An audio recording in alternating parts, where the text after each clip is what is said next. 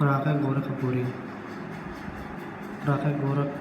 گورکھپوری ایک معزز ہندو گھرانے میں پیدا ہوئے۔ اصل نام رگھوپتی سہائے تھا۔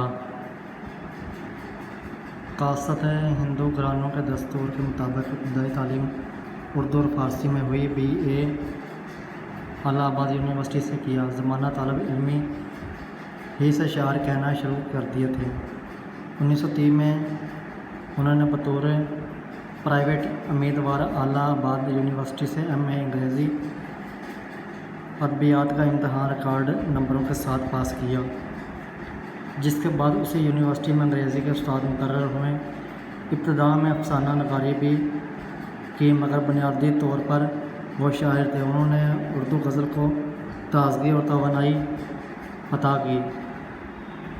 ناقدین انہیں میر کے رنگ غزل کا نمائندہ شاعر قرار دیتے ہیں۔ رشید احمد صدیقی کے بقول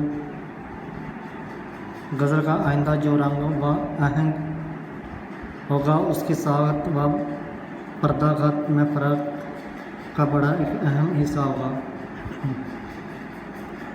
فراق گورکھپوری نے غزل گوئی کے ساتھ ساتھ اپنے تنقیدی مضامین سے بھی شہرت حاصل کی۔ ان کی تصانیف میں شعلہ ساز، روح کائنات، انداز حاشیہ،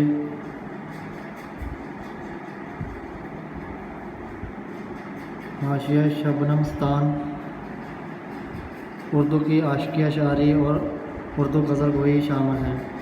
حکومت بھارت اور سوویت یونین کی طرف سے انہیں متعدد اعزازات سے نوازا گیا۔ غزل سر میں سودا بھی نہیں، دل میں تمنا بھی نہیں، لیکن اس ترک محبت کا بھروسہ بھی نہیں۔ ایک مدت سے تیری یاد میں آئی نہ ہمیں، اور ہم بھول گئے ہوں تجھے، ایسا بھی نہیں۔ یوں تو ہنگامے اٹھاتے نہیں دیوانے عاشق، مگر اے دوست کچھ حصوں کا ٹھکانا بھی نہیں۔ آئی غفلت بھی ان آنکھوں میں ہے پہلے سے سوا، آج ہی خاطر بیمار شکیبہ بھی نہیں۔ رنگ میں وہ فصل خزاں میں ہے کہ جس میں بڑھ کر شان رنگینی حسن چمن آرا بھی نہیں۔ بات یہ ہے کہ سکون دل وحشی کا مقام گنج زندہ بھی نہیں و سنت صحرا بھی نہیں۔ ہم اسے منہ سے برا تو نہیں کہتے کہ فراق دوست تیرا ہے، مگر آدمی اچھا بھی نہیں۔